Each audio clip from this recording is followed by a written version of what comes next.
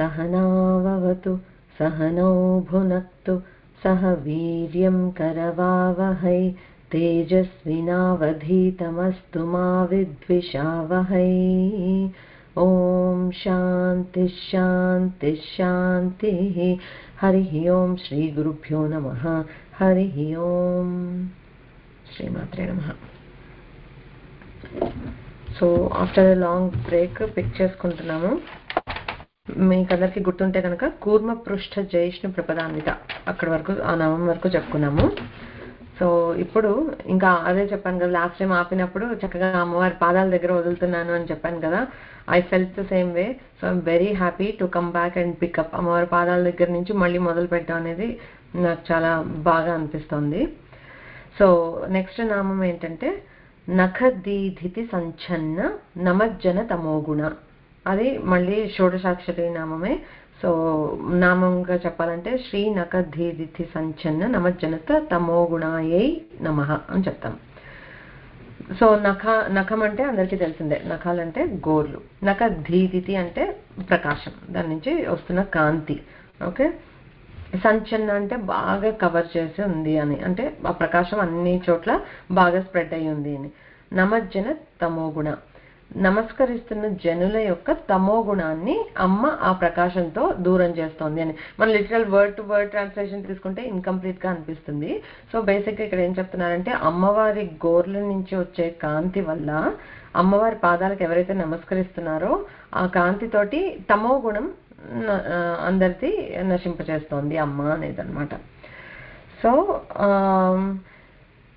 ఈ తమో గుణం అంటే తెలిసిందే, అజ్ఞానం. అసతోమ సద్గమయ అని అనుకుంటాం కదా, తమసోమ జ్యోతిర్గమయ. తమస్సు నుంచి జ్యోతి వైపు. ఎప్పుడు తమస్సు అంటే అజ్ఞానం, జ్యోతి అంటే జ్ఞానం, అది సింబాలిక్ మనకి. సో అలాగా ఆ తమో గుణాన్ని నశింపచేస్తోంది అమ్మ అంటే అజ్ఞానం. చీకటి ఎప్పుడంటే అవిద్య అజ్ఞానం, వాటినే. సో అవన్నిటిని అమ్మవారు దూరం చేస్తోంది. ఏం చేస్తే? ఏదేదో చేయక్కర్లా, ఇది అమ్మ శరణాగతి. అమ్మ నాకు ఇలా చేస్తున్న తమో గుణాన్ని అమ్మ దూరం చేయగలుగుతుంది అనే నమ్మకంతో ఆశ్రయం చేసుకుంటే అమ్మవారి పాదాలని తప్పకుండా తీసేస్తుంది అనమాట.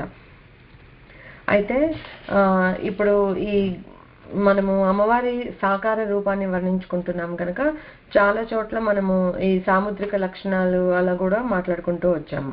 సో ఎంత సాకారంగా ఎంత వర్ణిస్తున్నారో ప్రతిదానికి మళ్ళీ మనం దాని వెనుక ఉండే తత్వాన్ని కూడా అర్థం చేసుకుంటున్నాం కదా.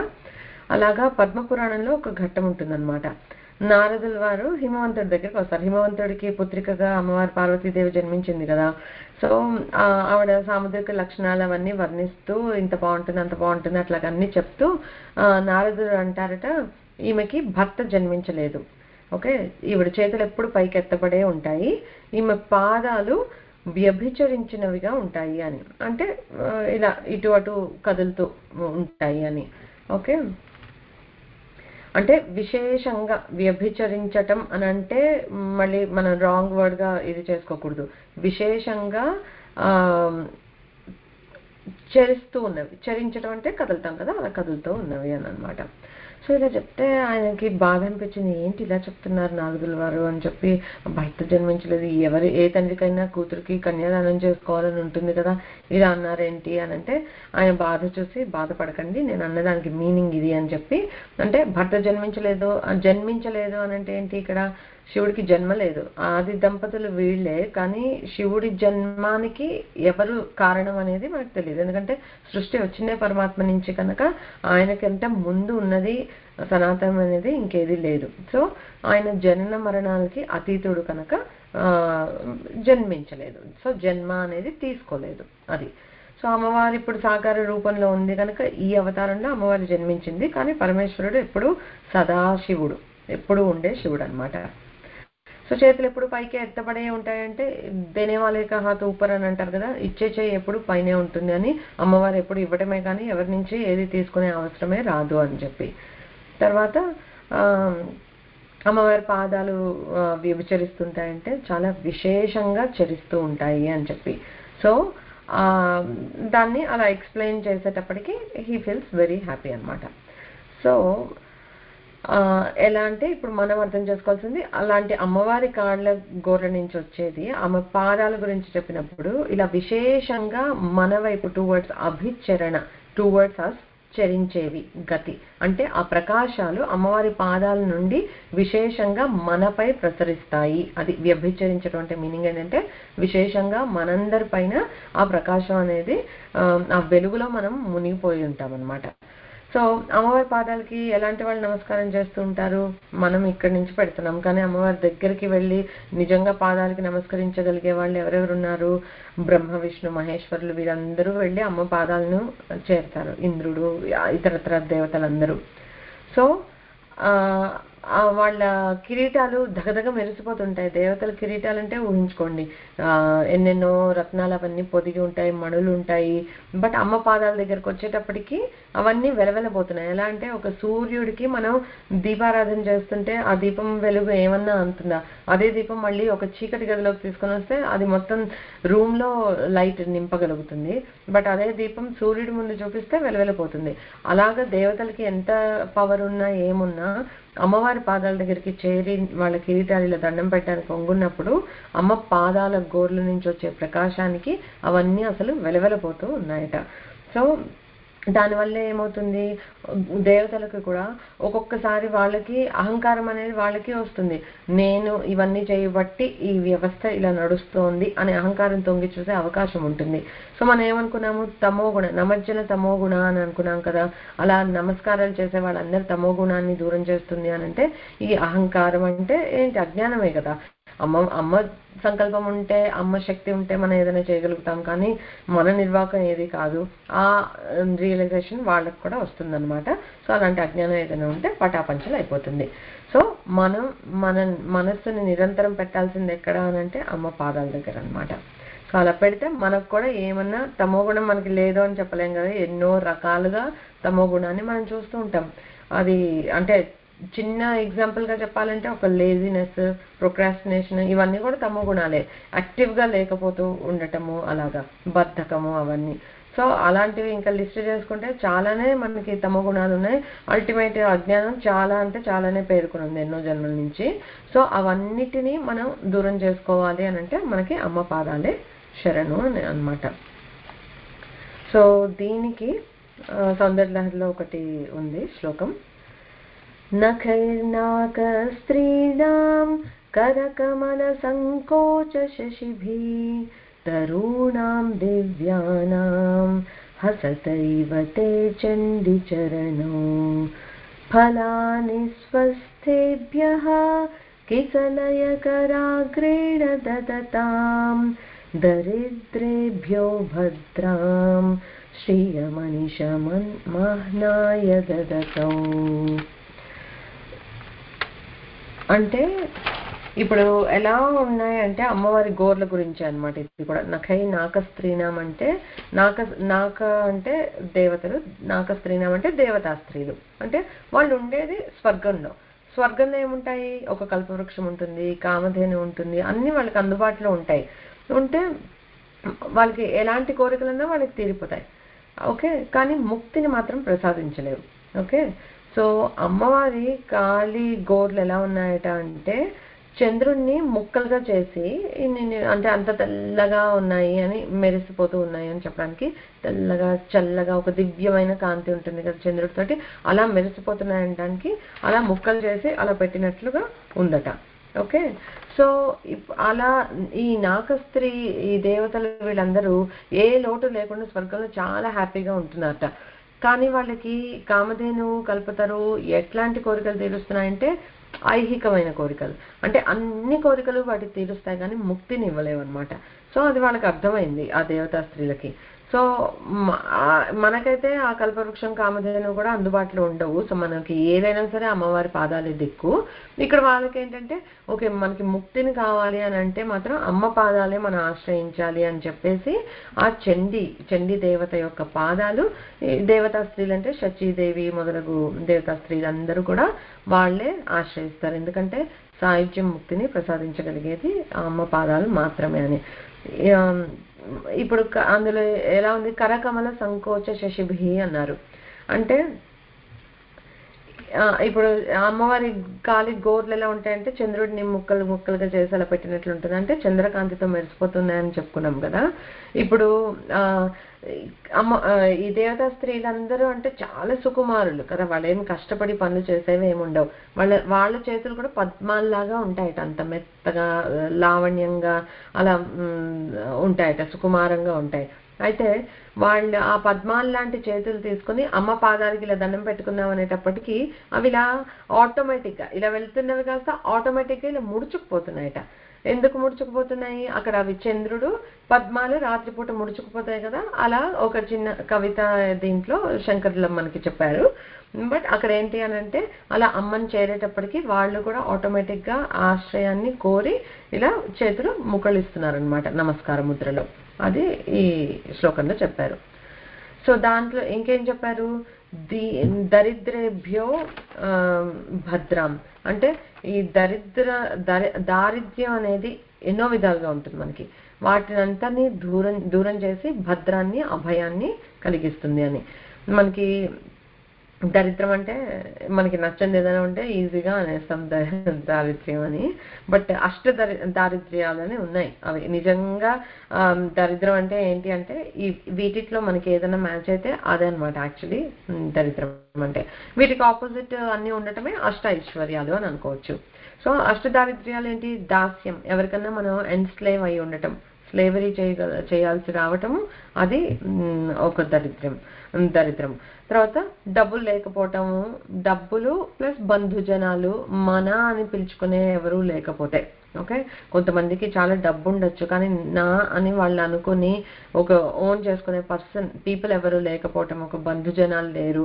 నువ్వు ఏదైనా మనకి ఇప్పుడు బలగం అని అంటాం, ఏదైనా ఒక చిన్న కార్యం తలపెట్టగానే 10 మంది వచ్చారనుకో మనకి హెల్ప్ చేయడానికి, మనకి వేరే ఆస్తులు ఏదో ఉండక్కర్లే, ఇది ఒక ఐశ్వర్యం అనమాట. అలాంటివి లేకపోవటం అదొక దారిద్ర్యం. తర్వాత తప్పు చేయటం అంటే దొంగతనము, జూదము, అసత్యం చెప్పటము, అట్లాంటివన్నీ కూడా ఒక దరిద్రమే. మనం ఆలోచించుకోవాలి ఏవేవి మనం చేసేస్తూ ఉంటాము అని. కొన్నిసార్లు అసత్యం అయితే నాకు మరి ట్రికీగా అనిపిస్తుంది, చిన్న అబద్ధాలు చెప్తూనే ఉంటాం మనం కూడా, ఏదో ఎందుకు కుదరలేదనో ఇంకోటో. సో అవన్నీ తప్పు. సో ఆ తప్పు చేయటం కూడా ఒక దరిద్రమే అనమాట. తర్వాత భిక్షాటన చేయాల్సి రావటం అంటే కడుపు నిండా తిండి తినటానికి లేకపోతే అది ఒక దారిద్ర్యమే. తర్వాత ఇందాక చెప్పుకున్నాం కదా ఈ తమో గుణం, అది కూడా ఒకటి ఇదే, అంటే లేజినెస్. మన ప్రయత్నం, పురుష ప్రయత్నం చేయకుండా అమ్మవారు నీకు అనుగ్రహించినా కూడా ఇట్లా వెయిట్ చేస్తూ ఉంటుంది ఆ ఫలం మన కోసం. మనం ఒక అడుగు వేస్తేనే, మన ప్రయత్నం చేస్తేనే అది మనకు వస్తుంది. ఓకే, మనకి ఎంతన్నా రాసిపెట్టి, ఇది ఇంపార్టెంట్ విషయం గుర్తుంచుకోవాలి, మనకి భాగ్యం ఎంతన్నా రాసిపెట్టి ఉండొచ్చు, మనం ప్రయత్నం చేయకపోతే రాసిపెట్టిందే మనకేమీ అప్పడంగా ఏది వచ్చేసేదు.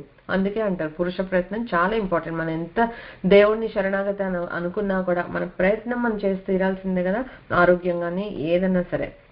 సో ఆ ప్రయత్నం చేయలేకపోవడం, కొంతమందికి అసలు ఆ ఉత్సాహం ఉండదు, ఆ శక్తి ఉండదు, ఆ డ్రైవ్ ఉండదు, అవేవి లేకపోవటం కూడా ఒక దారిద్ర్యమే అనమాట. తర్వాత అప్పులు ఉండటం ఒక దరిద్రం. సో మనం అగైన్ మనకి ఇది ఎలా రిలేట్ అవుతుందంటే క్రెడిట్ కార్డ్స్ వాడేస్తాం మనం, అది అప్పు అని అనిపించదు ఎందుకంటే ఒక పర్సన్ నుంచి తీసుకోవట్లేదు కనుక అని, బట్ ఎసెన్షియల్లీ అది కూడా అప్పే. సో ఆ అప్పులు ఉండటం కూడా ఒక దారిద్ర్యమే. ఓకే, అందుకే మనం క్రెడిట్ కార్డులు యూజ్ చేసేసి ఏదేదో కొన్నంత మాత్రాన అది ఐశ్వర్యం అయిపోదు, అప్పు ఉందనేది గుర్తుంచుకోవాలి.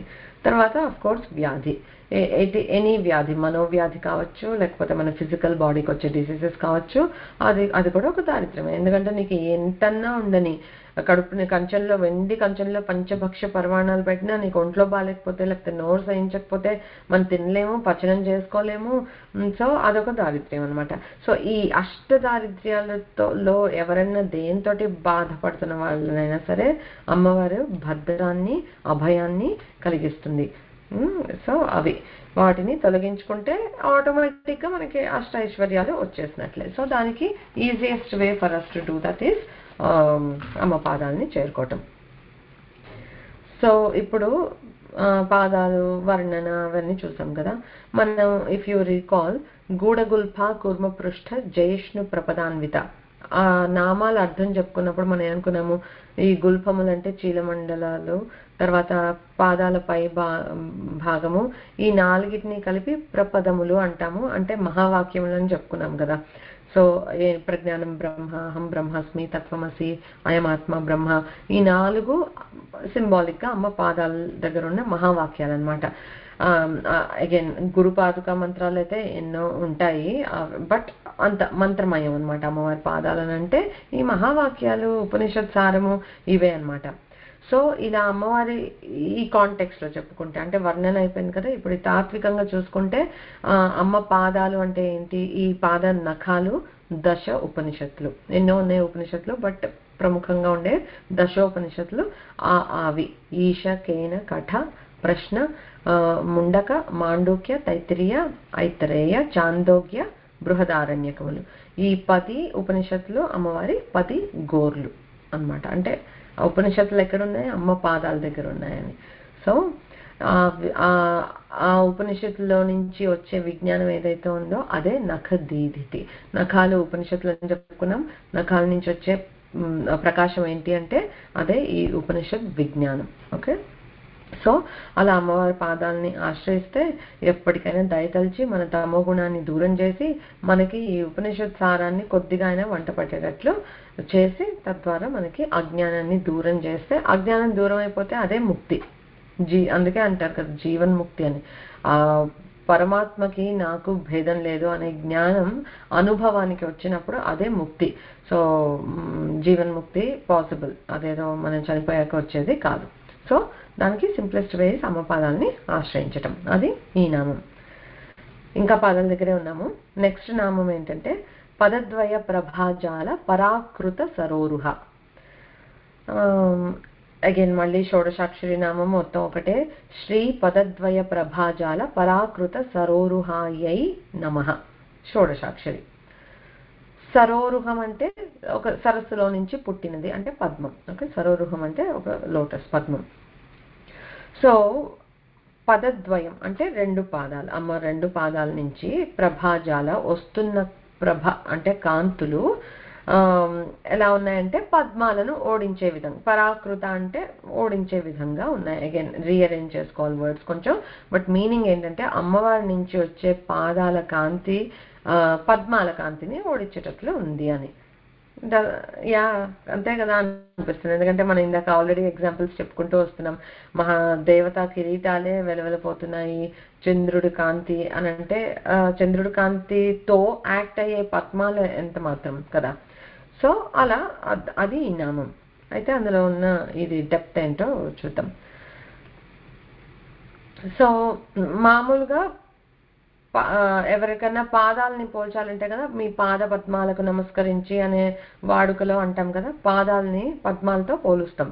సో ఇక్కడ అదే పదద్వయ ప్రభాజాల పరాకృత సరోరుహ అన్నప్పుడు ఆ మీనింగ్ హింట్ చేసినట్లుగా మనం భావించవచ్చు. అయితే అమ్మవారి పాదాలని పోల్చడానికి మాత్రం పద్మాలు సరిపోవట అని ఆదిశంకర్లు చెప్పారు. ఏమని చెప్పారు? హిమాని హంతవ్యం హిమగిరి నివాసైక చతురౌ నిశాయాం నిద్రాణాం నిశిచరమభాగే చ విశదౌ వరం లక్ష్మీ పాత్రం శ్రియమతి సృజంతౌ సమయినాం సరోజం త్వత్పాదౌ జనని జయతః చిత్రమిహ కిం. ఇక్కడ ఈ శ్లోకంలో ఏం చెప్తున్నారంటే స్వామివారు ఒప్పుకోవట్లేదు అనమాట. ఇలా అన్నారు కానీ అసలు పద్మాలతో పోలికే ఏంటి, వాటిని ఓడించే విధంగా అసలు పోలికే కరెక్ట్ కాదు అని అంటున్నారు. ఎందుకు అనంటే పద్మాలు నీళ్లలో ఉన్నప్పుడే అవి విచ్చుకుని ఉంటాయి, అవి నీళ్ళలోంచి బయటకు తీసేస్తే ఎంత క్విక్ గా వాడిపోతాయో మనకే తెలుసు. అలాగా మరి అలా వాడిపోయి వాటితోటి అమ్మవారి పాదాలని పోల్చగలమా? అస్సలు పోల్చలేం. సో అది ఆ విధంగా కొట్టిపడేస్తారు. ఇంకా నెక్స్ట్ ఇది చూస్తే పద్మాలు రాత్రిపూట చలికి ముడుచుకుపోతాయి, పగలు సూర్యుడు వస్తే మళ్ళీ విచ్చుకుంటాయి. మరి అమ్మవారు హిమాని హంతవ్యం హిమగిరి నివాసైక చతురు, అమ్మవారు ఉండేదే హిమగిరిలో, బేర్ ఫుట్ లో చక్కగా పర్వతం అంతా తన సొంత ఇల్లు, హ్యాపీగా చలిలో తిరుగుతూ ఉంటుంది. అమ్మ పాదాలు ఏం ముడుచుకుపోవే అక్కడ. సో పద్మాలతో పోల్చలేము అలాగనమాట. సో అవి చలికి చీకటికి ముడుచుకుపోయే పద్మాల లాంటి పాదాలు కావు.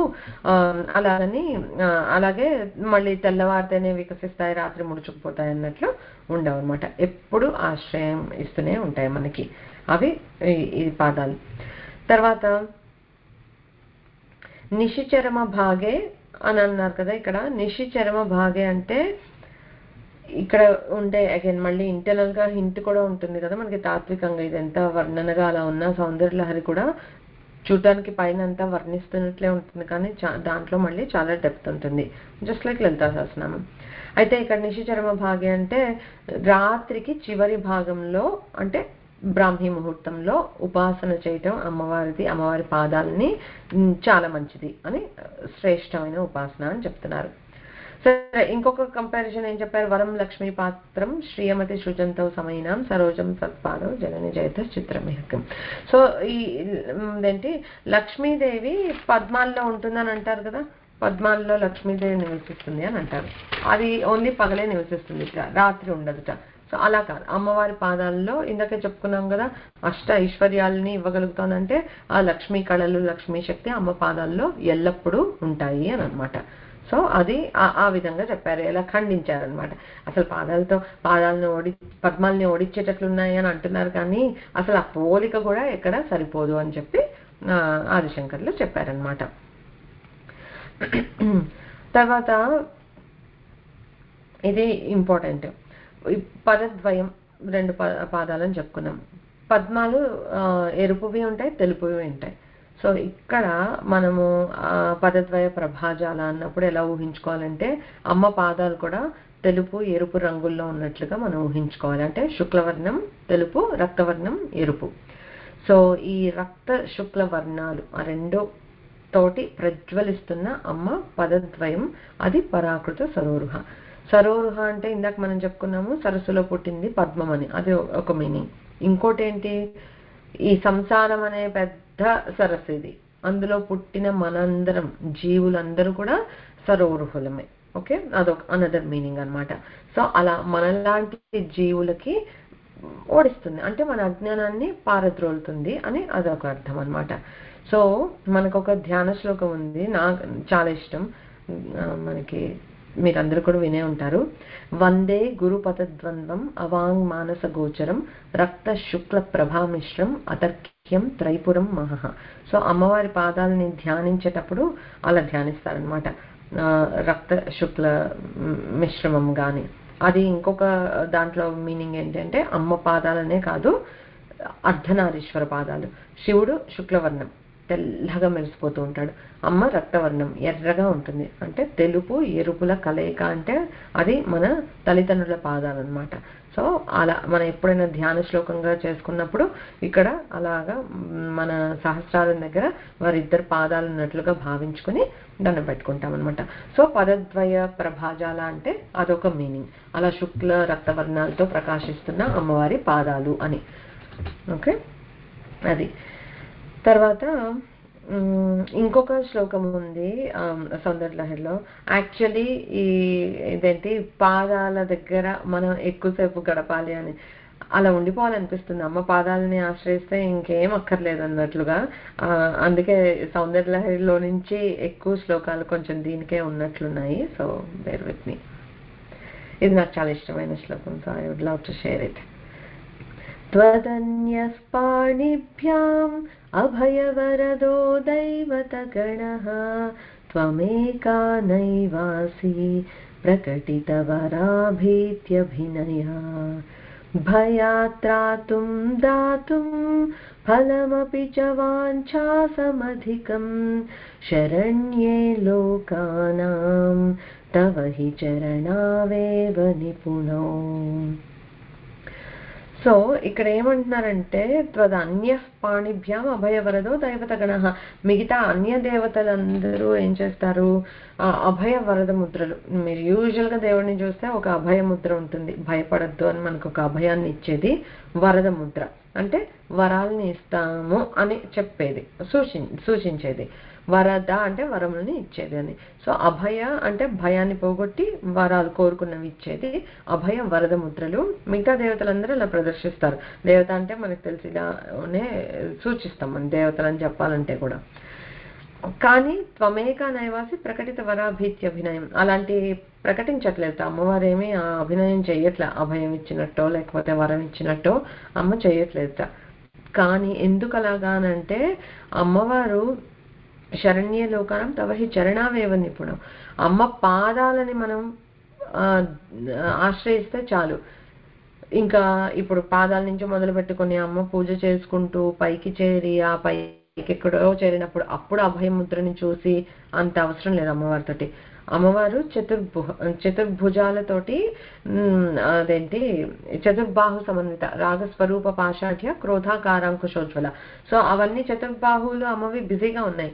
అంటే మన ఈ సృష్టి స్థితి లయ అవన్నీ చేయటం కోసం కావాల్సినవన్నీ మన జీవులను తరింప చేయడానికి కావాల్సినవన్నీ అమ్మ ఆయుధాలుగా చేతిలో పట్టుకుని ఉంది. అంటే దాని నుంచే మనం ధీమా వెతుక్కోవాలి. వేరే అభయం అక్కర్లే.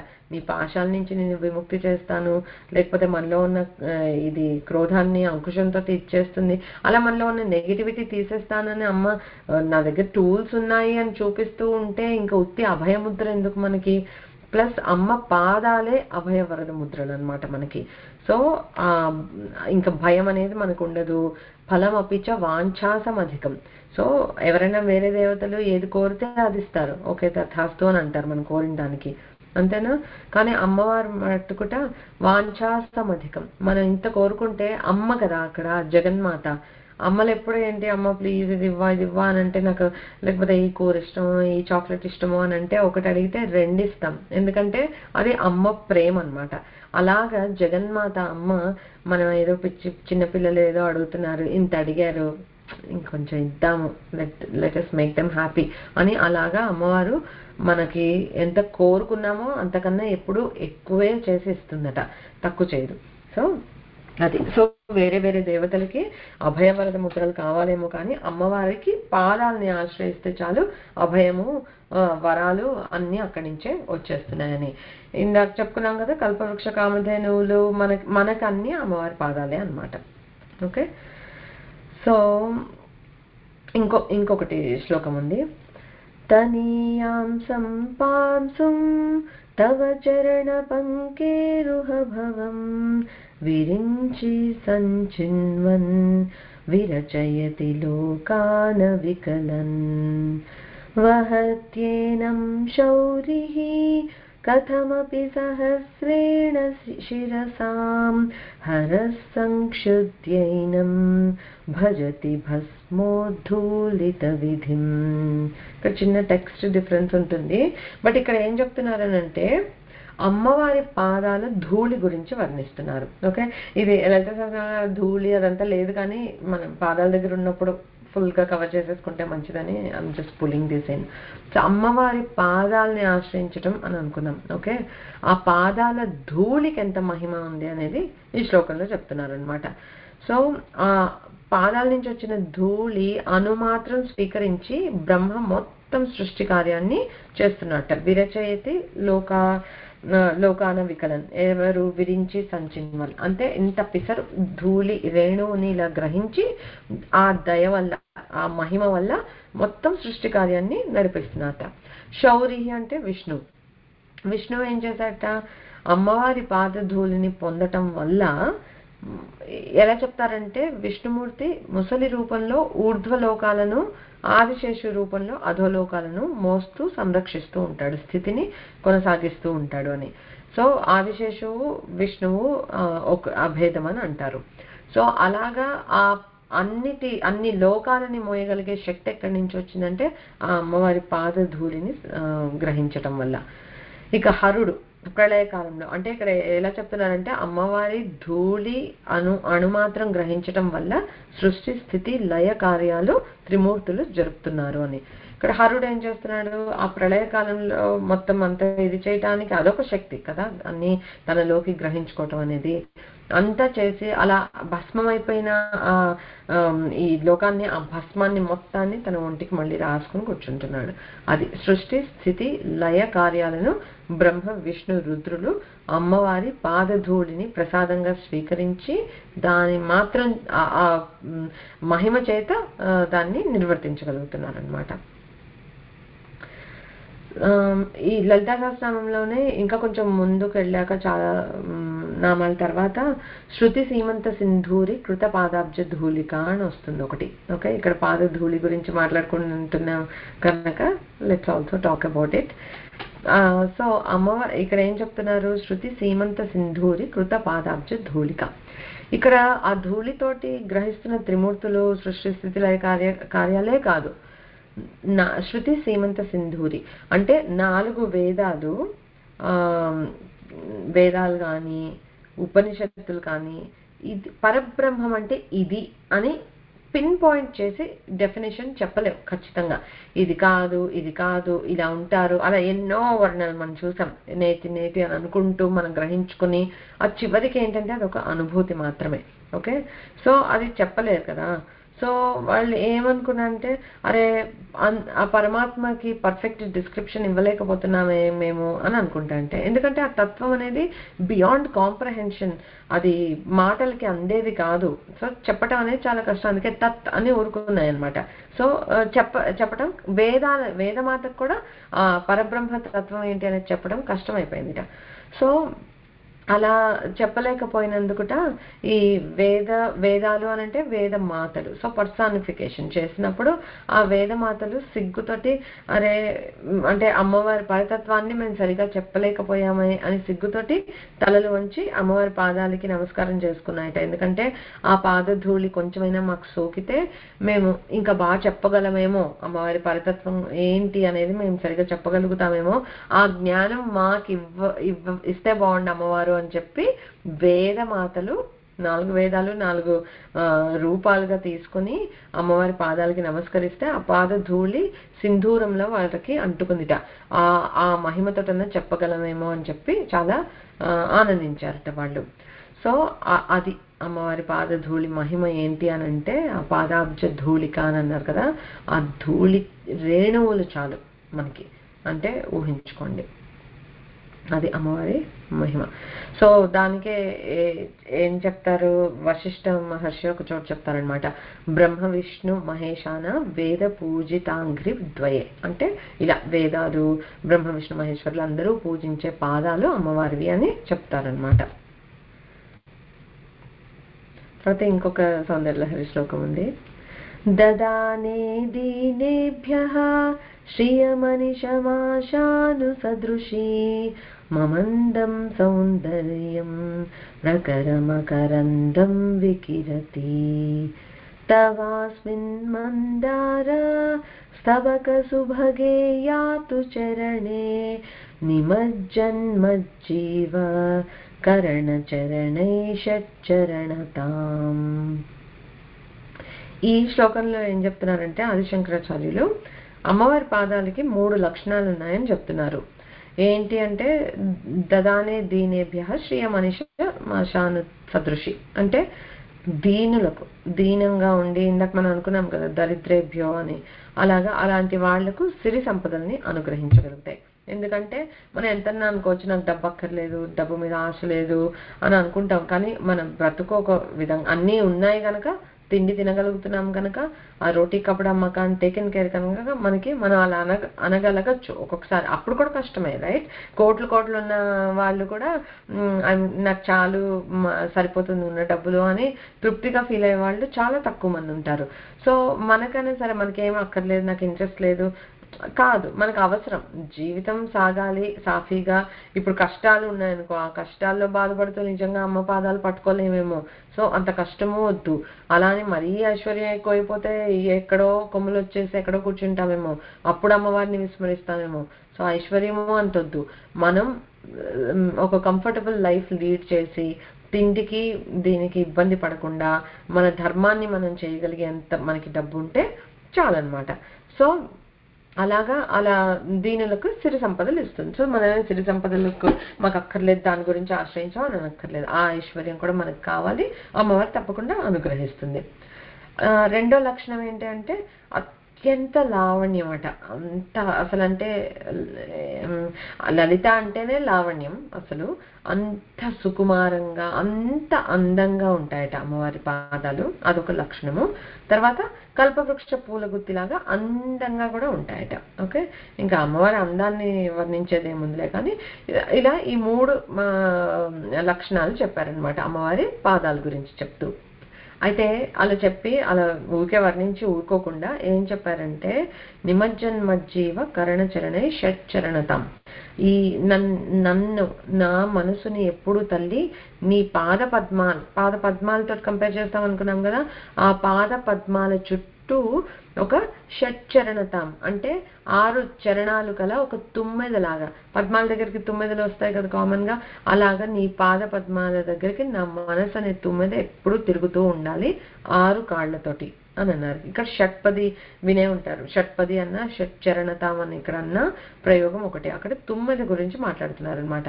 సో ఇక్కడ మళ్ళీ సడన్ గా పద్మాలు తుమ్మెద అనే సింబాలిజం కరెక్టే. ఇంకొక మీనింగ్ ఏంటి అని అంటే ఆ తుమ్మెదకి 6 కాళ్ళు ఉంటాయి అంటే మనం ఏంటి, మన పంచ జ్ఞానేంద్రియాలు మనస్సు వీటితోటే కదా మనం చేసే వ్యాపారం అంతా. ఇష్టము అయిష్టము కోపము దుఃఖము ఇవన్నీ ఎందుకు అనంటే ఆ జ్ఞానేంద్రియాలకి మన మనస్సు వెళ్ళి చేరుతోంది కనుక ఈ 6 చేస్తున్న డ్రామానే మన లైఫ్. సో ఇక్కడ ఈ 6ని నేను చరణాలుగా చేసుకుని అంటే 6ని నీ దగ్గరే ఫోకస్ గా పెట్టేటట్లుగా చూడు అని. ఎందుకంటే నీ ఎందుకు భక్తినివ్వమ్మా, నా మనసు నీ పాదాల దగ్గర ఉండేటట్లు చేయమ్మా అని కూడా అమ్మనే అడగాలి మనం. ఇంకెవరో మనకి ఆ భక్తిని అనుగ్రహించలేరు, ఆ స్థిరత్వాన్ని అనుగ్రహించలేరు, అది కూడా అమ్మే. సో అమ్మ పాదాలకే దండం పెట్టి తల్లి నీ పాదాల దగ్గర నా మనసు ఎప్పుడు స్థిరంగా ఉండేటట్లుగా చూడు అని అమ్మవారిని దండం పెట్టుకుంటాం. ఆదిశంకరులే దండం పెట్టుకున్నారు అని అంటే మనం ఇంకా ఎంత గట్టిగా దండం పెట్టుకోవాలో. సో అది ఈ శ్లోకం అన్నమాట. ఇంకొకటి ఉంది, కదా కాలే మాతః కథయ కథయ కథయ కలితాలక్తకరసం పిబేయం విద్యార్థి తవ చరణ నిర్నేజన జలం ప్రకృత్యా మూకానాం అపి చ కవితా కారణతయా కదా ధత్తే వాణి ముఖ కమలతాంబూలరసతాం. ఇక్కడ ఏమంటున్నారంటే వెయిట్ చేస్తున్నారు, తప్పిస్తున్నారనమాట ఆదిశంకర్లు ఇక్కడ. ఇందులో ఎప్పుడమ్మా అని కదా కదా అని అడుగుతున్నారు. ఏంటి, అమ్మ పాదాలు ఎలా ఉంటాయి, మామూలుగా మనమే ఇప్పుడు సువాసిని పూజ చేస్తే మనకు తెలుసు పసుపు రాసిన పాదాలు పారాణి పెట్టి ఉంటాయి. అలాగా లత్తుక ఎర్రని లత్తుక రసంతో అమ్మ పాదాలపై పారాణి పెట్టబడి ఉంటుందిట. ఇక్కడ ఏమంటున్నారంటే శంకర్లు, అమ్మ నీ పాదాలు కడిగి, అమ్మ పాదాలు కడిగితే ఎలా వస్తుంది నీరు, ఈ లత్తుక రసం అంతా కలిసి ఎర్రటి నీళ్ళు అయిపోతుంది అనమాట. ఆ పాదోదకాన్ని బ్రహ్మ విద్యను అభ్యసిస్తున్నారు. ఏం అభ్యసిస్తున్నారు, పిబేయం విద్యార్థి అన్నారు. ఏ విద్యను అభ్యసిస్తున్నారు శంకరులు, బ్రహ్మ విద్యను అభ్యసిస్తున్నారు. సో ఆ బ్రహ్మ విద్యని అభ్యసించే విద్యార్థి అయిన నేను ఎప్పటికి తాగలుగుతానో అంటే ఆయన తప్పిస్తున్నారనమాట. ఎప్పటికమ్మా నాకు నీ చరణాలను కడిగి ఆ నీరు తాగే అవకాశం నాకు ఎప్పుడు వస్తుందో కదా అని అనుకుంటున్నారు. ఎందుకని, అప్పుడు అదేంటి మనం చూసాం ఆల్రెడీ, మూక కవికి అమ్మ తాంబూల రసాన్ని ఇవ్వటం వల్ల సరస్వతి కటాక్షం ఎలా ఆయనలో ప్రవహించింది, ఏకధాటిగా ఈ 5 శతకాలని మూక పంచశతిని ఎట్లా ఆయన అసువుగా చెప్పేసేయగలిగారు. అటువంటి సారస్వత రసాస్వాదనం, సారస్వత రసం అన్నమాట. అమ్మ పాదాలు కడిగితే మనకు వచ్చేదేంటి అంటే పైనుంచి చెప్పడానికి లత్తుక రసం కలిపిన ఎర్ర ఇది అని, బట్ అమ్మ పాదాల్లో ఏమున్నాయి అనుకున్నాం, ఉపనిషత్తులు అవి ఉన్నాయి. సో వాటి సారమే వస్తుంది, అంటే బ్రహ్మ విద్యా సారం వస్తుంది అనమాట. సో బ్రహ్మ విద్యను అభ్యసించే విద్యార్థినైన నేను ఆ బ్రహ్మ విద్యా సారమైన సారస్వత రసాన్ని ఎప్పుడు తాగలుగుతానో కదా అని తపిస్తున్నారనమాట. అది తపన అంటే అలా ఉండాలన్నమాట. సింపుల్ వేస్లో మనకి కొన్నిసార్లు ఎలా అడగాలి, ఏం అడగాలో కూడా తెలియనప్పుడు ఇలా గురువులను ఆశ్రయిస్తే వాళ్ళు మనకి చెప్పారనమాట. ఇలా ఇలా కోరుకోవాలి, ఇలా తప్పించాలి, అమ్మని ఇది అడగాలి అనేది మనకు ఆల్రెడీ చెప్పారు. సో ఇక్కడ అలా అడుగుతున్నారనమాట గురువు గారు. ఆ పాదాలని కడిగిన నీరు నెత్తిన చల్లుకోవటం కాదు, తాగుతాను ఎప్పుడు తాగలను అని అనుకుంటున్నారనమాట. ఇంకొకటి ఉంది, ఇవాళంతా పాదాలే అయ్యేటట్లుంది, బట్ వెరీ ఇంపార్టెంట్ ఇది.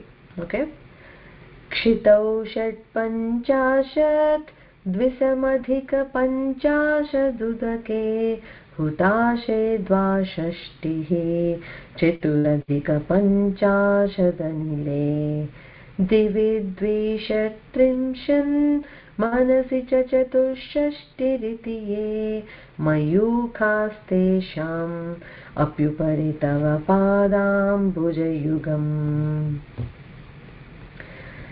ఈ శ్లోకంలో యాక్చువల్గా అసలు అంటే ఇందాక చెప్పుకున్నాము, చంద్రకళలు ఉన్నాయి అలా చెప్పుకున్నాము కదా. ఇంకా దాంట్లోకి డీప్ డైవ్ వెళ్తే మనకి ఇప్పుడు శ్రీ విద్య ఉపాసిస్తున్నాము అని అంటే ఎట్లా అంటే అమ్మవారి స్వరూప వర్ణన ఇప్పటి వరకు అవుతుంది కదా. తర్వాత మనకి లలితా సహస్రనామంలో కవర్ చేయనిది చెప్పనిది ఆస్పెక్ట్ ఏది ఉండదు శ్రీ విద్యలో. అంటే ఏంటి, సాకార రూప ధ్యానము, పూజ, అర్చన అవన్నీ చెప్తారు. తర్వాత యంత్రంలో ఎలా పూజించాలి, మంత్రంలో ఎలా పూజించాలి, తంత్రం అంటే టెక్నిక్స్ ఏంటి పూజలో, అవన్నీ చెప్తారు. దాంతోపాటు మనము ఆ శ్రీచక్రాన్ని మన బాడీలోనే ఎట్లా మనం ఇచ్చేసుకోగలము అంటే, పిండాండంలో మన దగ్గర ఉన్నదే బ్రహ్మాండంలో ఉంది, అమ్మ మనలో ఉంది అని చెప్తున్నాం, అమ్మ బ్రహ్మాండంలో ఉంది అని చెప్తున్నాం. అక్కడ ఉన్న అమ్మ వేరు, ఇక్కడ ఉన్న అమ్మ వేరు కాదు. మనకు ఆ జ్ఞానం లేదంటే, ఆ రియలైజేషన్ లేదు. అందుకే దాన్ని రియలైజేషన్ అంటారు. బికాజ్ ఏదో కొత్తగా వచ్చేదేం లేదు, అమ్మ అందరిలో ఎప్పుడూ ఉంది. అది మనకి ఎప్పుడు తెలుస్తుంది అంటే మన సాధన రైప్ అయినప్పుడు, మనకి ఒక పరిపక్వత వచ్చినప్పుడు, అలాంటప్పుడు మనకి అది తెలుస్తుంది. సో అలాగా ఈ శ్లోకంలో ఇప్పుడు చెప్తున్నది ఏంటి అని అంటే, మన దగ్గర ఒక్కొక్క చక్రంలో కొన్ని కళలతోటి అమ్మ ప్రకాశిస్తూ ఉంటుంది. అది ఎలా చెప్పారో ఒకసారి చూద్దాం. ఇది క్షితౌ షట్పంచాశత్ అని అన్నారు, అంటే 56. క్షితి అంటే పృథ్వీ తత్వాత్మకం, అంటే మూలాధార చక్రంలో 56 కిరణాలు అని అనుకున్నాం. ఓకే, తర్వాత ద్విమధిక పంచాశదుదకే, 50 ద్వి అధికం అంటే 50 కంటే 52 ఏమన్నారు, ఉదకే అన్నారు. ఉదక అంటే జలతత్వం, అంటే మణిపూర చక్రం. ఓకే, ఈ మణిపూర చక్రం దగ్గర 52. సో 56 మూలాధార చక్రంలో, మణిపూర చక్రంలో 52 కిరణాలుగా ఉండి దాన్ని అగ్నిమండలం అంటారు. ఆ 108 వాటిని అగ్ని జ్వాలలు అనొచ్చు. అగ్ని, సూర్య, చంద్రుడు, ప్రకాశం అంటే అదే, అది నక్షత్ర, సూర్య, భాతి వీటన్నిటిని మించింది అమ్మ అంటే అలా. అమ్మ నుంచి ఇవి అగ్నిజ్వాలలు, సూర్యకిరణాలు, చంద్రకిరణాలు వస్తున్నాయి అని అనమాట. సో ఈ మూలాధారం, మణిపూరం రెండు పృథ్వీ తత్వాత్మకం, జలతత్వం, వీటి అన్ని కలిపి 108 కిరణాలు ఉన్నాయి, వాటిని అగ్నిమండలం అంటాం. ఓకే, తర్వాత హుతాశే ద్వాషష్ఠి అంటే 62. హుతం అంటే అగ్ని తత్వాత్మకమైన స్వాధిష్టాన చక్రంలో 62 కిరణాలు ఉన్నాయట. తర్వాత చతురధిక పంచాశద్ అనిలం అంటే వాయు తత్వాత్మకం, అనాహత చక్రం దగ్గర వాయు. ఓకే, అనాహత చక్రంలో 54 అంటే చతురధిక పంచాశద్ అంటే 50కి 4 ఎక్కువ, 54 అంటే ఇక్కడ 116 వచ్చాయి. 62, 54 ఇవన్నీ కలిపి సూర్యమండలం. స్వాధిష్టాన చక్రము, అనాహతము రెండు కలిపితే సూర్యమండలం అంటే మూడుగా మనం భావించవచ్చు. రెండు చక్రాలు కలిపి ఒక మండలం, ఇది సూర్యమండలం అనమాట. దీంట్లోంచి 116 సూర్యకిరణాలు వస్తున్నాయి. తర్వాత దివి ద్విషట్ త్రింశన్ అంటే ద్విషట్ అంటే 72 దివి అన్నారు, అంటే ఆకాశం. ఆకాశ తత్వాత్మైన విశుద్ధి చక్రంలో 72 కిరణాలు ఉన్నాయట. తర్వాత మనసి చతుషష్ఠి రీతితే, అంటే చతుషష్ఠి అంటే 64, మనహ అంటే మనస్సు, ఆజ్ఞాచక్రం అనమాట. సో ఈ ఆజ్ఞాచక్రంలో 64 అంటే 136 చంద్రకిరణాలు ఉన్నాయి. సో 108 అగ్నిజ్వాలలు అగ్నికిరణాలు, 116 సూర్యకిరణాలు, 136 చంద్రకిరణాలు, అన్ని కలిపితే 360 కిరణాలు అనమాట అమ్మ నుంచి. మయూఖై శ్లేషాం అంటే అప్యుపరి తవ పాదాంబుజయుగం, అంటే ఈ ఈ అన్నిట్లోకి మన బాడీలోనే ఒక్కొక్క చక్రంలో ఒక్కొక్క కిరణాలు ఇవన్నీ కలిపితే 360 కిరణాలు అయ్యాయి. అది సంవత్సర కాలాన్ని కూడా డినోట్ చేస్తుంది. సో ఆ ఒక్కొక్క కిరణానికి ఒక్కొక్క పేరు ఉంది. ఏదో లెక్క సర్దడానికి ఏదో చెప్పేసింది అలా కాదు. మనం అసలు తరచి చూస్తే ఎంత విజ్ఞానం ఉందంటే, ఒకవేళ నిజంగా ఈ నంబర్కి పేర్లు రాసిన గ్రేటే, అసలు అన్ని ఉన్నాయి అని అంటే అసలు ఇంకా మరీ గ్రేట్. అలాగా ఒక్కొక్క కిరణానికి ఒక్కొక్క పేరు కూడా ఉంది. మనకు తెలుసు కదా, ఇప్పుడు సూర్యుడికి అన్ని పేర్లు ఉన్నాయి అని అంటే ఆ పేర్లు ఏదో జస్ట్ సహస్రనామాలు ఉండాలి కదా అని చెప్పినవి కాదు. ఒక్కొక్క క్యారెక్టర్, ఒక్కొక్క యాట్రిబ్యూట్, ఒక్కొక్క టైమ్ ఆఫ్ ద డేలో సూర్యుడు ప్రకాశం ఎలా ఉంటుంది దాన్ని బట్టి వచ్చినవి అలా ఉంటాయి కదా. సిమిలర్లీ ఇలా ఒక్కొక్క కిరణానికి కూడా ఇలా ఉన్నాయట. సో ఇక్కడ ఈ శ్లోకంలో ఇక్కడ ఏం చెప్తున్నారు అని అంటే, ఇందాక నేను చెప్పాను కదా వందే గురుపదద్వంద్వం అని చెప్పినప్పుడు ఇక్కడ మనం సహస్రారం, ఈ 6 చక్రాలు దాటుకొని ఈ సహస్రదళ చక్రానికి మనం చేరుకునేటప్పటికీ అక్కడ గురుపదద్వంద్వం అక్కడ ఉంది. తవ పాదాంబుజయుగం అని అన్నారు కదా. ఇవన్నిటిని సాధనలో, యోగ సాధనలో మనం ఒక్కొక్క చక్రాన్ని దాటుకుంటూ, అది ఎలాగా అంటే చెప్పడానికి నాకు అనుభవం లేదు కనుక మీకు ఎవరికైనా అనుభవం ఉంటే మీకు అర్థమవుతుంది, లేదా థియరిటికల్గా మనం విన్నాం. ఓకే, ఒక యోగి సాధనలో ఒక్కొక్క చక్రాన్ని దాటుకుంటూ ఇక్కడ సహస్రారానికి తీసుకుని రాగలుగుతారు. ఇంకా మనకి కుండలిని ఇది వచ్చినప్పుడు బాగానే ఇంకా కొంచెం డీటెయిల్స్ చెప్పుకోవడానికి ట్రై చేద్దాము. బట్ ప్రస్తుతానికి ఏం చెప్తున్నారు అని అంటే, అక్కడ అమ్మ పాదద్వయం ఎక్కడుంది అని అంటే ఇక్కడ ఉందన్నమాట. అది ఎలా మనం దాన్ని రీచ్ అవ్వగలుగుతాం? అమ్మవారు అంటే ఎక్కడో లేదు, అమ్మ పాదాలంటే ఎక్కడో దూరంగా లేవు. ఎక్కడ ఉన్నాయి అని అంటే నీ సహస్రార చక్రంలోనే ఉన్నాయి. దానికి మనం చేయాల్సిన సాధన ఏంటంటే ఆ కుండలిని శక్తిని కదిలించి దాన్ని ఒక్కొక్క చక్రం దాటుకుంటూ యోగ సాధనతో చేస్తే అప్పుడు మనకి సహస్రారంలో అక్కడ అమ్మ పాదాలు కనిపిస్తాయట. ఆ పాదాలుగా కనిపించినప్పుడు దాని నుంచి వస్తున్న ఆ మయూఖై అంటే ఆ కిరణాలలాగా వెదజల్లుతున్నాయి కదా. ఒకటి అది ప్రకాశం, 2 ఆ శుక్ల రక్త వర్ణాల నుంచి అని అనుకున్నాం కదా, అమ్మ పాదాల నుంచి అమృతం స్రవిస్తుంది. సో ఆ అమృత వర్షంలో సుధాసారాభివర్షై అని అంటాము. అలాగా ఆ సుధాధార మనల్ని తడిపేస్తున్నట్లుగా 72,000 నాడుల్ని తడుపుతుంది. ఏంటి? ఆ పాదాల నుంచి వచ్చే అమృతతత్వం. అది అనుభవం అయిన యోగులు ఎంతో మంది ఉన్నారు. అలాంటి వాళ్ళు డాక్యుమెంట్ చేయబట్టే కదా మనకి కొంచెం థియరటికల్ గా మనకి తెలిసింది, మనం అర్థం చేసుకోగలిగేది.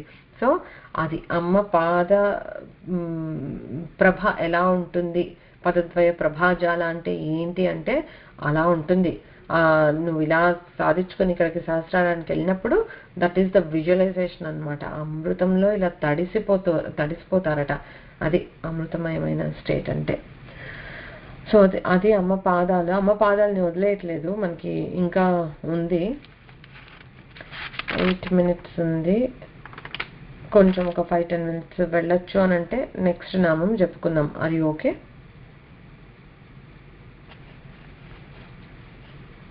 ఓకే, ఆబ్జెక్షన్ వినకపోతే ఓకే అని అనుకుంటున్నాను. సో అది కూడా చెప్తాను. షింజాన మణి మంజీర మండిత శ్రీపదాంబుజ, అది నెక్స్ట్ నామం అనమాట. షోడశాక్షరి నామమే శ్రీ షింజానమణి మంజీర మండిత శ్రీపదాంబుజాయై నమః. ఓకే, అలా అమ్మవారి పాదాలకి ఇక్కడ ఏం చెప్తున్నారు? షింజానమణి అంటే, షింజాన అంటే ధ్వనిస్తున్న. మనం చెప్పుకున్నాం ఎన్నోసార్లు, అమ్మవారి ఆభరణాలు అంటే అవి మంత్రశక్తులు అంతే. ఓకే, అవి లైవ్గా ఉంటాయి, అవి చైతన్యం కలిగినవి ఉంటాయి ఆభరణాలు కూడా.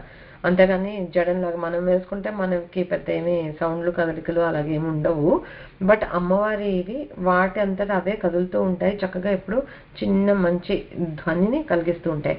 ఏంటవి? షింజాన అంటే ధ్వనిస్తున్న మణి మంజీరాలు. అంటే మంజీరాలు అంటే గెజ్జెలు, వాటికి మణులు పొదగలిగి ఉండి, మండిత అంటే డెకరేట్ చేస్తున్న అమ్మ పాదాలు అలంకరింపబడి ఉన్న పాదాలు కలది. ఏంటి? శ్రీపదాంబుజ, శ్రీపాదుకలు అనమాట అమ్మవారి. అందుకే శ్రీపాదుక విని ఉంటారు మీరు.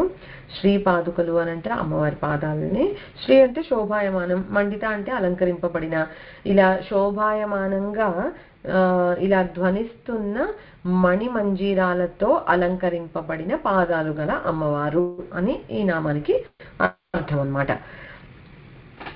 అండ్ మనం ఇందాక చెప్పుకున్నాము, ఈ గుల్ఫాలంటే మహావాక్యాలు, గోర్లమ్మ నఖాలంటే ఉపనిషత్తులు అని చెప్పుకున్నాం కదా. అలాంటి అమ్మ పాదాలకి శోభని చేకూరుస్తున్నాయి ఈ మణి మంజీరాలు. అంటే ఇంకా బ్యూటీని ఇంకా పెంచుతున్నాయి అని అన్నారు. అంటే మనకు అర్థం అవ్వాలి, ఇప్పుడు ఇంత చెప్పుకుంటున్నామంటే అదేదో ఉత్తి గజ్జలు సౌండ్ చేస్తున్నాయి, నాగజ్జలు సౌండ్ చేస్తున్నాయి అలా కాదు కదా. అగైన్ మళ్ళీ ప్రాణం ఉన్నాయి, ఇక్కడ ఏదో ఉంది. ఏంటి? మంత్రస్వరూపం. అమ్మ ఆభరణాలు, ఆయుధాలు ఎప్పుడు అవి మంత్రస్వరూపాలు అన్నట్టుగానే భావించాలి మనం. సో ఇక్కడ ఏంటి అనంటే, ఈ మణి మంజీరాలు 2 పాదాలకి 2 గజ్జలు పెట్టుకున్నారు కదా అమ్మవారు. ఒకటి హాది విద్య, ఒకటి కాది విద్య అని అంటారు. అంటే శ్రీ విద్య మంత్రరాజాలు అనమాట. అమ్మ పాదాలకున్న గజ్జలేంటి? శ్రీ విద్య మంత్రరాజాలు. సో ఆ వర్ణాలు ఉచ్చరిస్తుంటే మంత్రాలు వర్ణాలు పలుకుతాం కదా, ఆ పలికే నాదమే ఆ షింజానం అనమాట. సో అది గజ్జలు అని చెప్పుకొని వదిలేస్తే అయిపోతుంది. బట్ అందులో ఉన్న డెప్త్ ఏంటి అని అంటే, ఇది హాది విద్య కాది విద్య. సో నెక్స్ట్ టైం అమ్మవారి పాదాలు గజ్జలు చూసినప్పుడు మనం శ్రీ విద్య అని అనుకుంటూ ఉంటాము. బాగా ఇప్పుడు ప్రచలనంలో ఉన్నది, ఈ కలియుగంలో ఉన్నది కాది విద్య. హాది విద్య అంటే అది ఒకప్పుడు ఉన్నది. ఓకే, అలాగా ఇవన్నీ అన్నమాట. సో ఇప్పుడు పంచదశి మంత్రం అంటే హాది విద్య కాది విద్య అంటే ఏంటో అర్థం అవటానికి పంచదశి మంత్రం ఉంటుంది. అది మీకు ఉండొచ్చు ఉండకపోవచ్చు, బట్ పంచదశి మంత్రం అనేది ఉంది శ్రీ విద్యలో అనేది తెలుసు కదా మనకి. సో అందులో ఆ మంత్రాలు ఒక బీజాక్షరాలతో మొదలవుతాయి. అది కాతో మొదలయ్యే బీజాక్షరాలు. అగైన్ 2 పంచదశి మంత్రాలే. కా బీజాక్షరంతో మొదలయ్యేది కాది విద్య. ఓకే, హ బీజాక్షరంతో మొదలయ్యేది హాది విద్య. ఓకే, సో అది కాది విద్య హాది విద్య అంటే 2 శ్రీ విద్య, 2 పంచదశి మంత్రాలే. కాకపోతే స్టార్ట్ అయ్యే ఫస్ట్ వర్ణం ఏంటి అనేది దాన్ని బట్టి కాది హాది అనే నామాలు సంతరించుకున్నాయి. ఓకే, సో మనకి కాది విద్యని ఉపాసించిన వాళ్ళు ఎవరు అనంటే ఇంద్రుడు, చంద్రుడు, మనువు మనకి చాలా నామాల్లో వస్తూ ఉంటుంది. అంటే వీళ్ళందరూ ఫేమస్ భక్తులు అనమాట. కుబేరుడు, మన్మధుడు, కామరాజ విద్య అని కూడా అంటారు. చాలా అంటే మనం మన్మధుడు అంటే చాలా లైట్ గా తీసుకొని క్యారెక్టర్ అలా చెప్పేస్తూ ఉంటాం చాలా కథల్లో అన్ఫార్చునేట్లీ. బట్ అమ్మవారి ఉపాసకుల్లో టాప్ ఉపాసకుడు. ఓకే, ఇప్పుడు మనం ఇక్కడ వరకు వచ్చిన దానికే అసలు సౌందర్యలహరిలో కానీ లలితా సహస్రనామంలో కానీ ఎన్ని డిఫరెన్సెస్ ఉన్నాయి అసలు మన్మధుడికి చూసాం కదా మనమే. అంటే ఏంటి ఆ మనస్సుకి సంబంధించినది అమ్మ దగ్గర ఎలా ఉంది అనేది మనకు చెప్తుంటారు. సో ఆ కాది విద్య ఉపాసనలో వీళ్ళందరూ పేరుగాంచిన వాళ్ళు. హాది విద్యని అభ్యసించిన వాళ్ళు ఎవరంటే లోపాముద్ర, అమ్మవారికి చాలా గొప్ప భక్తురాలు. లోపాముద్ర అంటే అగస్త్యుడి భార్య.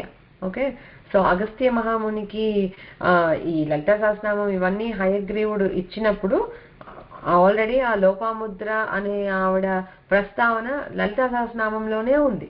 అగస్త్యుడికి వచ్చేటప్పటికి ఆల్రెడీ వాళ్ళ ఆవిడ ఎంత శ్రీ విద్యోపాసకురాలో ఉందన్నమాట. సో ఆవిడ అభ్యసించింది ఆ హాది విద్య. సూర్యుడు, శివుడు, విష్ణువు వీళ్ళందరూ కూడా హాది విద్యని అభ్యసించారనమాట. సో అలాగా అదా మనకి ఇప్పుడు కలియుగంలో ఐ థింక్ ఒకటే. ఎవరి సంప్రదాయాలు కొద్దిగా వేరైనా కూడా ఐ థింక్ కాది విద్య ఒకటే ప్రచలనంలో ఉంది అని అనుకుంటున్నాను. కాకపోవచ్చు, ఏదైనా సరే అమ్మవారి విద్య ఇట్స్ ఆల్ అరేంజ్మెంట్ ఆఫ్ బీజాక్షరాలు అంతే. బట్ అంతే అని అనడానికి కూడా లేదు, ఎందుకంటే ఆ బీజాక్షరాలు ఇప్పుడు ఒక ఫార్ములా, ఒక కెమిస్ట్రీ ల్యాబ్లో మనం ఉన్నాం అనుకోండి, ఇంగ్రీడియంట్స్ ఏవో యాడ్ చేస్తూ ఉండేటప్పుడు everything has a chemical in it. ఆ కెమికల్ రియాక్షన్స్ వల్ల ఏదైనా జరగచ్చు. ఆర్డర్ ఎట్లా మనం యాడ్ చేస్తున్నాం దాన్ని బట్టి విస్ఫోటం అయిపోవచ్చు, లేకపోతే ఇంకేదో మనం ఎక్స్పెక్ట్ చేస్తున్న అవుట్పుట్ రావచ్చు. అలాగే ఈ బీజాక్షరాల అరేంజ్మెంట్ వల్ల కూడా ప్రయోజనాలు మారుతాయి, వాటి అధిష్టాన దేవతలు మారుతూ ఉంటారు. అలాగా చాలా ఉన్నాయన్నమాట. మనకి వర్ణమాలలో ఉన్న అక్షరాలని తిప్పి తిప్పి తిప్పి ప్రతి దేవతకి మంత్రాలు ఉన్నాయి అంటే ఊహించుకోండి. It's a combination of different వర్ణాలు అనమాట బీజాక్షరాలు. సో అది అమ్మవారి పాద మంజీరాలంటే ఏంటి, ఒకటి హాది విద్య, ఒకటి కాది విద్య. అవి ఈసారి దండం పెట్టుకున్నప్పుడు అలా ఆ శ్రీ విద్యని మాకు కూడా అనుగ్రహించు తల్లి అని చెప్పి దండం పెట్టుకుంటే ఈ జన్మో ఇంకో జన్మో ఎప్పటికి మనకి అనుగ్రహం దొరికితే అప్పుడు వస్తుంది. ఓకే.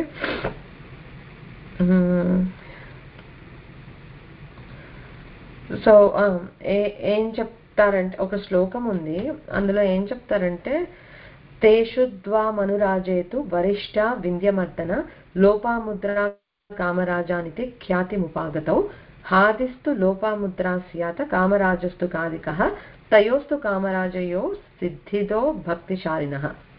రెండు మోక్ష సాధనములే. ఓకే, ఈ హాది విద్య కాది విద్య. బట్ ఇందులో ఎవరెవరు ఉపాసించారని చెప్పారు. మంత్ర మనురాజంలో వరిష్ఠ అంటే రెండు చాలా గ్రేట్, అన్ని మంత్రరాజం అంటారు. అందుకే శ్రీ పంచదశిని మంత్రరాజం అంటారు, అంటే మంత్రాల్లో కల్లా చాలా గొప్పది అని. సో అందులో రెండు ఎంత శ్రేష్టమైనవైనా కూడా అదేంటి ఏం చెప్పారు ఇక్కడ, కామరాజానితి ఖ్యాతి ముపాగతో ఎక్కువ కొంచెం శ్రేష్టంగా ఎక్కువ ప్రచలంగా ఉన్నది శ్రీ విద్యా మంత్రాల్లో కాది విద్యనే అని చెప్పారు. That doesn't discount anything, but just ఒక డిఫరెన్స్. తర్వాత ఇంకొకటి అది, సో మనకి అసలైన మీనింగ్ అయితే అది హాది విద్య కాది విద్య. కాకపోతే ఒక చిన్న ఘట్టాన్ని ఎక్స్ప్లెయిన్ చేస్తారు ఆదిశంకర్లు, అది ఒక్కసారి చూద్దాము.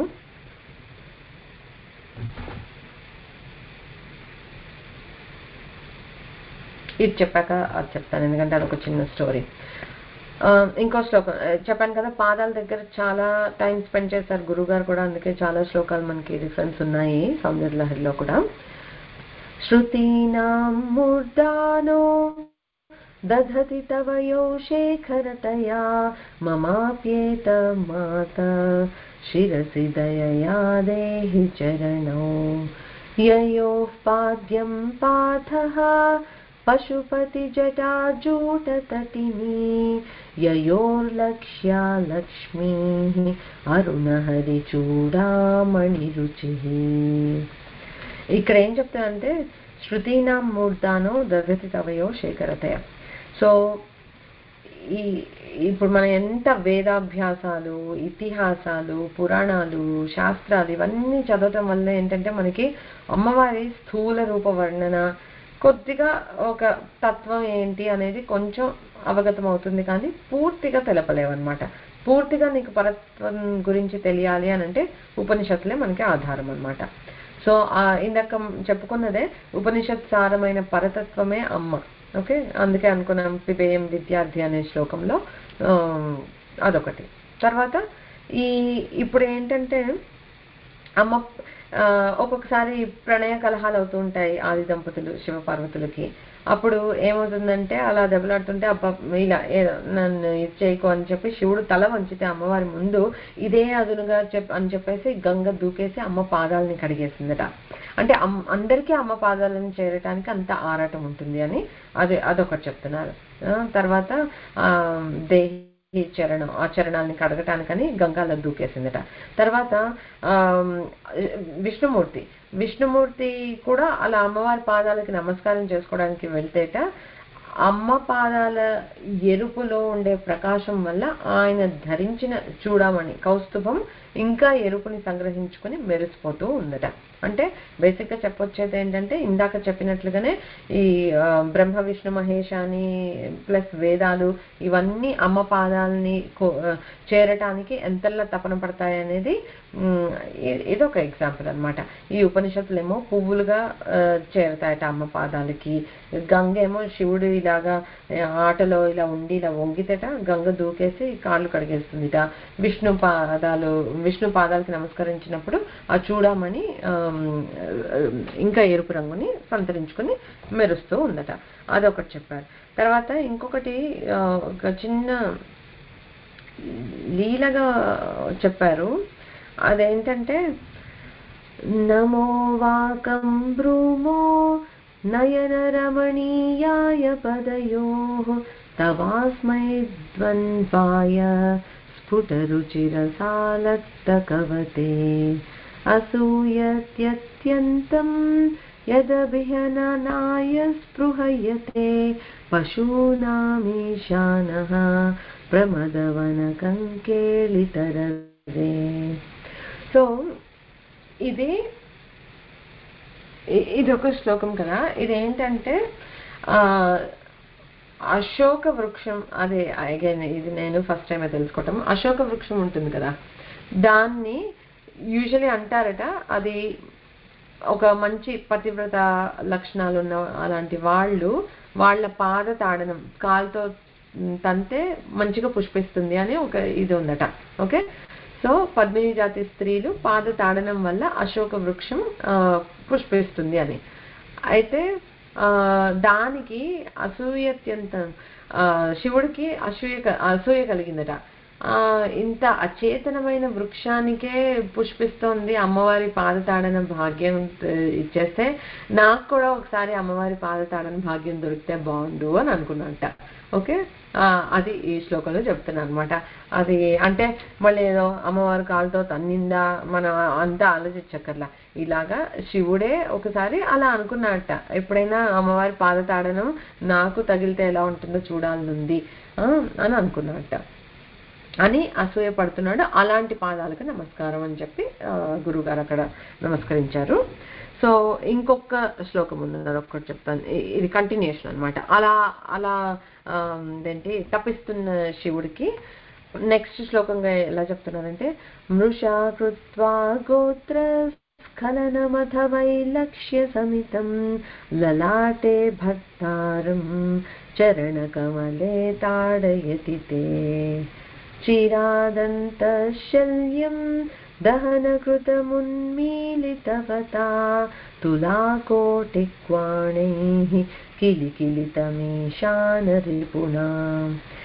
ఇక్కడ ఏం చెప్తున్నారనంటే ఇలా శివుడు ఆశిస్తున్నాడు పాదతాడన ఎలా ఉంటుందో అని కదా. సో కావాలని ఒకసారి ఏదో సరస సంభాషణలు ఏదో జరుగుతున్నప్పుడు కావాలని అమ్మవారి పేరు బదులు ఇక్కడ ఈ శ్లోకంలో ఉన్నదైతే గోత్రస్ఖలనం అథ వైలక్ష్య సమితం అని అన్నారు.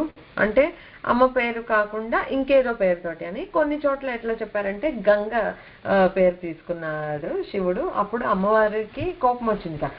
అదేంటి సవితైన గంగ పేరుతోటి నన్ను పిలుస్తారా అని చెప్పి అమ్మకి కోపం వచ్చి ఇలా స్వామి అక్కడ ఉంటే ఇలా పాదంతో స్వామి లలాటాన్ని తాకిందట.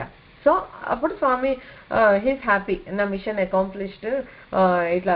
సో ఇలా కిల్లి కజ్జాలు ఆడుకుంటుంటారు కదా, అలా కావాలని ఇలా పాద తాడన భాగ్యం నాకు దొరికింది అని శివుడు అనుకున్నట.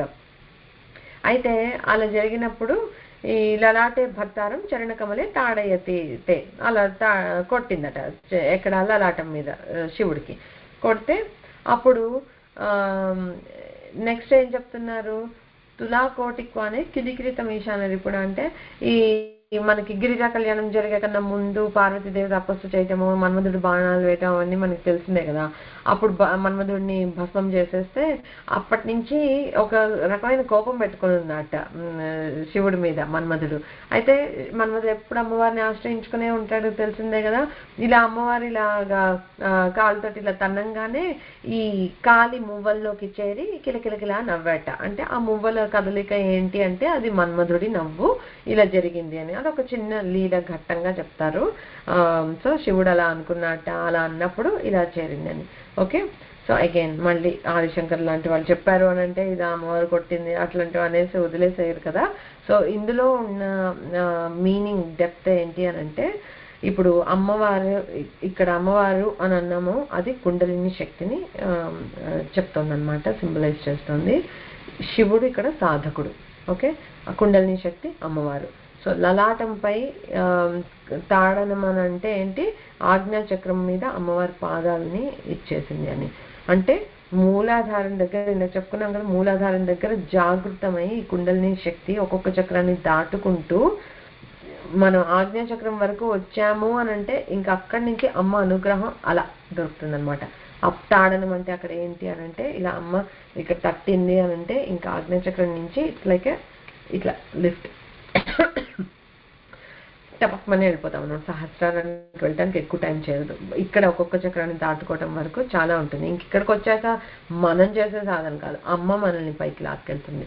సో ఇక్కడ అర్థం ఏంటి అని అంటే, అమ్మవారు ఆ కుండలిని శక్తి రూపంలో, శివుడు జీవుడు రూపంలో, అది మనం భావిస్తే దీనికి మీనింగ్ ఈ లలాటంపై ఆజ్ఞాచక్రం మీద ఇది చేయటం వల్ల అమ్మవారు ఆ కుండలిని శక్తిని సహస్రారానికి చేరుస్తుంది అని. ఇంకా సహస్రారం చేరితే ఇందాక చెప్పుకున్నాం కదా, ఇంకా అక్కడ అమ్మవారి పాదాలు అందులో అమృతమయం అయిపోతుంది. ఇంకా ఇంకా దట్ ఈస్ ద అల్టిమేట్ అనమాట ఆ యోగ సాధనలో. సో అంతవరకు అవుతుంది. అది షింజానం అని మంజీరాలతో శోభిస్తున్న అమ్మ పాదాలకి మనం కూడా ఆశ్రయాన్ని పొంది శరణాగతితోటి అమ్మ పాదాల దగ్గరే మన మనసు ఎప్పుడు నిలవాలని గట్టిగా దండం పెట్టుకుందాం. ఎందుకంటే అమ్మ పాదాలని ఆశ్రయించిన వాళ్ళకి భయము లేదు, ఐశ్వర్యానికి లోటు లేదు. అంతకన్నా మనం కోరుకోవాల్సింది కూడా ఇంకేమీ లేదు. ఓకే, ఎందుకంటే వాంఛాస ఫలమధికం. అమ్మవారు మనకి వాంఛ కూడా కాదు, నేను అనుకుంటాను మనం అడగను కూడా అడగక్కర్లా, మనకి ఏది అవసరమో దానికన్నా ఎక్కువ అమ్మే ఇచ్చేస్తుంది. సో వాంఛ కూడా కాదు అది యాక్చువల్లీ, అసలు మనకి ఎంత అవసరాన్ని మించి ఇవ్వగలిగేంత అనుగ్రహం ఉన్న అమ్మవారికి నమస్కారం. రెండు సెషన్. ఓం పూర్ణమదః పూర్ణమిదం పూర్ణాత్ పూర్ణముదచ్యతే పూర్ణస్య పూర్ణమాదాయ పూర్ణమేవావశిష్యతే. ఓం శాంతి శాంతి శాంతి. హరి ఓం. శ్రీ గురుభ్యో నమః. హరి ఓం.